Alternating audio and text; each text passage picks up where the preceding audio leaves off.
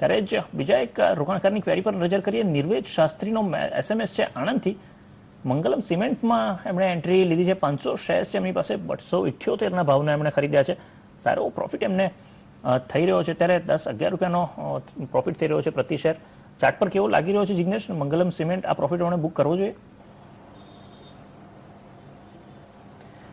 જી ઝેનુલ, મંગલમ સિમેન્ટની હાલની recent move જોઈએ તો ઘણું સારું પ્રોફિટ બુકિંગ જોવા મળ્યું છે, પરંતુ પ્રોફિટ બુકિંગ થતાં પહેલાં આ કાઉન્ટરને ઉપરની તરફ રેલી પણ આપી છે.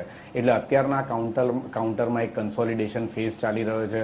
હું માનું છું કે હજી પણ મંગલમ સિમેન્ટને હોલ્ડ કરવા જેવું કાઉન્ટર છે, કારણ કે અપસાઇડ રેલી બહુ જ સારી કાઉન્ટરને મળેલી છે. નીચેની તરફ કાઉન્ટરે રિસન્ટલી છેલ્લા 2 મહિનાની મૂવમાં 263 સુધીના લેવલ જોયા છે. હું માનું છું 263 જ એમને સ્ટોપ લોસ રાખવો જોઈએ. 263નો સ્ટોપ લોસ ક્લોઝિંગ બેઝિસ ઉપર ના ટચ થાય ત્યાં સુધી આ કાઉન્ટરને હોલ્ડ કરવું જોઈએ. આ કાઉન્ટરમાં જેટલી સારી રેલી આવી તેટલી રેલીને જોતા થોડું પ્રોફિટ બુકિંગ આવે તે પણ વ્યાજબી છે. ફરીથી આ કાઉન્ટર 340ની ઉપર ક્લોઝ આપશે તો એક નવી અપસાઇડ મોમેન્ટમ કાઉન્ટરમાં બનશે અને એ કાઉન્ટરને એટલીસ્ટ 25%ની ક્વિક મૂવ માટે તૈયાર કરશે.